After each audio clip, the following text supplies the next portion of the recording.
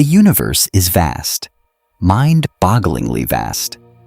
There are an estimated 200 billion trillion stars in the observable universe. That's a 2, followed by 23 zeros. And around many of those stars, there are planets. In our own galaxy alone, there are probably hundreds of millions of planets in the habitable zone, the right distance from their star to have liquid water. So, with all that real estate, with all that time, the universe is nearly 14 billion years old. Where is everybody? Why, when we look up at the night sky, do we see nothing but silence? Why have we never detected a single signal, a single artifact, a single clear sign that someone else is out there? This question is known as the Fermi paradox, named after the physicist Enrico Fermi, who famously asked during a lunchtime conversation in 1950, "But where is everybody?" The lack of evidence for extraterrestrial civilizations, despite the overwhelming statistical likelihood of their existence, is one of the greatest mysteries of our time. Today, we're going to explore the possible answers, and some of them are terrifying. Numbers that overwhelm. Let's start with the numbers, because they're the heart of the paradox. Our galaxy, the Milky Way, contains between 100 and 400 billion stars. For decades, we didn't know how many of those stars had planets. Now we know. Most of them do.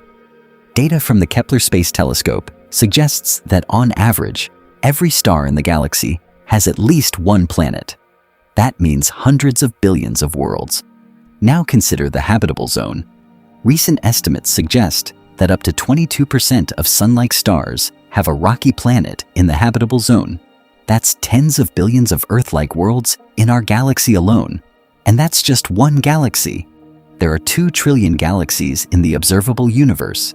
If even a tiny fraction of those worlds developed life, and if even a tiny fraction of that life became intelligent, and if even a tiny fraction of that intelligent life developed technology capable of interstellar communication, then the galaxy should be teeming with civilizations.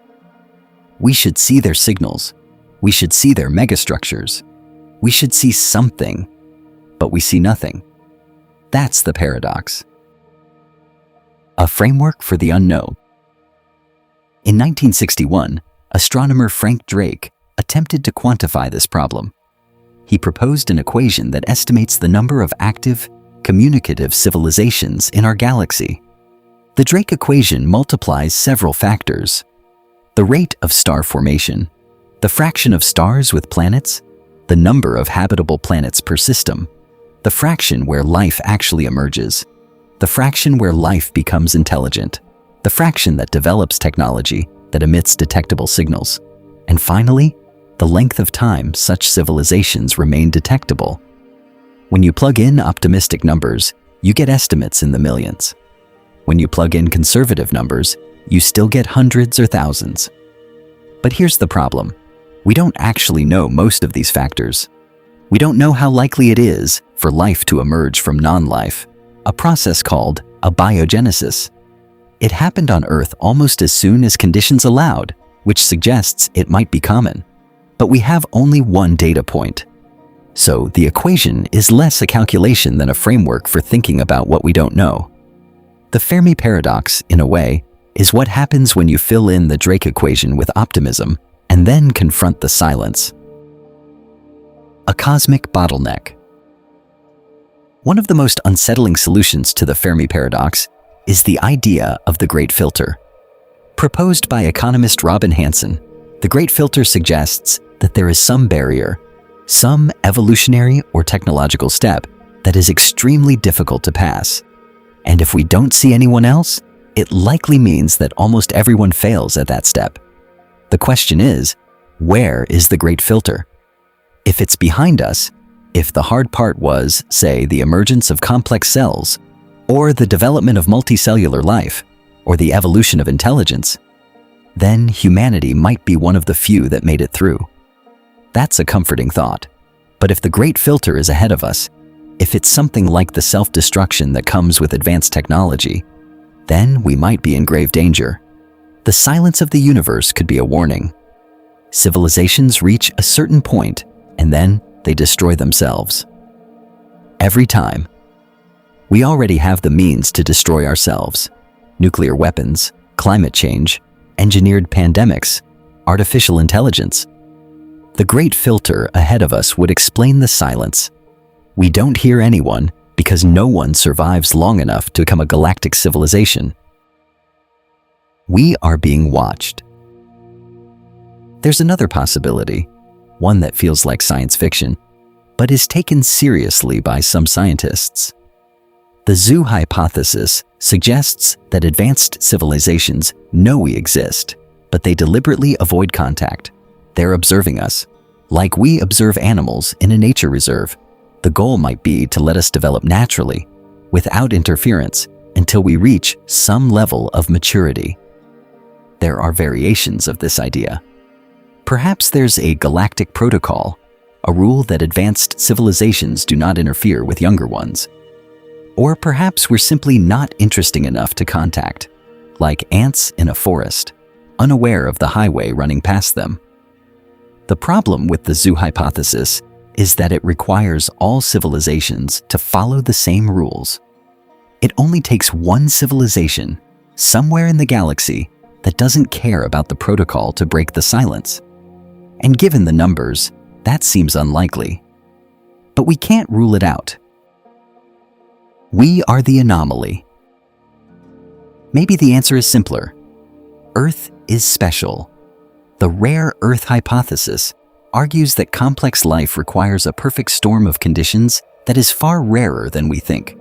Not just a planet in the habitable zone, but also a large moon to stabilize its tilt, a Jupiter-like planet to deflect comets, plate tectonics to regulate climate, a magnetic field to block radiation, and 100 other factors. If these conditions are rare enough, Earth might be one of only a handful of planets in the galaxy with intelligent life, or even the only one. The silence, then, is not a paradox. It's exactly what we would expect if we are alone. But being alone comes with its own weight. If we are the only intelligence in the galaxy, then the future of consciousness in this part of the universe rests entirely on us. A terrifying silence. Perhaps the most chilling solution comes from science fiction writer Liu Cixin in his novel, The Dark Forest. The idea is simple. The universe is like a dark forest. Every civilization is a hunter, creeping through the trees. If you reveal your location, someone might destroy you, because the only guarantee that another civilization won't harm you is that they don't know you exist. In this view, the silence is deliberate. Civilizations hide. They don't broadcast their presence because doing so is a death sentence. If this is true, then humanity has already been incredibly reckless. We've been broadcasting radio signals into space for over a century. We've sent messages on spacecraft. If there's someone out there who follows the dark forest logic, they know we're here, and they might decide that the safest course of action is to eliminate us before we become a threat. This is speculative, of course, but it's a sobering reminder that the silence of the universe might not be emptiness. It might be fear. The possibility that changes everything. So, after considering all these possibilities, the great filter, the zoo hypothesis, rare earth, the dark forest, what do we actually know? The truth is, we don't know. The Fermi paradox remains unresolved. But that uncertainty is itself profound. Every explanation carries enormous implications. If the great filter is behind us, we are a cosmic anomaly, a rare and precious emergence of intelligence in a vast, empty universe. If the great filter is ahead of us, we face an existential threat that has wiped out every other civilization that ever existed. If the zoo hypothesis is correct, we are not alone, but we are also not ready. And the moment we prove we are, everything changes. If the dark forest is real, we are already in danger. And if rare earth is true, we are the sole custodians of consciousness in the galaxy. Each possibility demands a different response. Each one reshapes how we think about our future, our responsibilities, and our place in the cosmos. The silence of the universe, in other words, is not a lack of information. It is the most information-dense fact we have. It tells us that something, we don't know what, has kept the stars quiet. The question that defines us. The Fermi paradox is more than a scientific puzzle. It's a mirror. When we ask, where is everybody? We are also asking, who are we? Are we the first, the last, the lucky ones? Or the ones who haven't yet realized we're being watched? We may never know the answer in our lifetimes, but the search itself is worthwhile. Every signal we listen for, every exoplanet we discover, every step we take toward understanding our own fragility brings us closer to solving the greatest mystery of all. So, what do you think? Is the universe silent because we are alone, because they are hiding, or because something terrible happens to civilizations that reach our stage? Let me know in the comments. Thanks for watching Daily Dose of Space. Stay curious, and I'll see you tomorrow.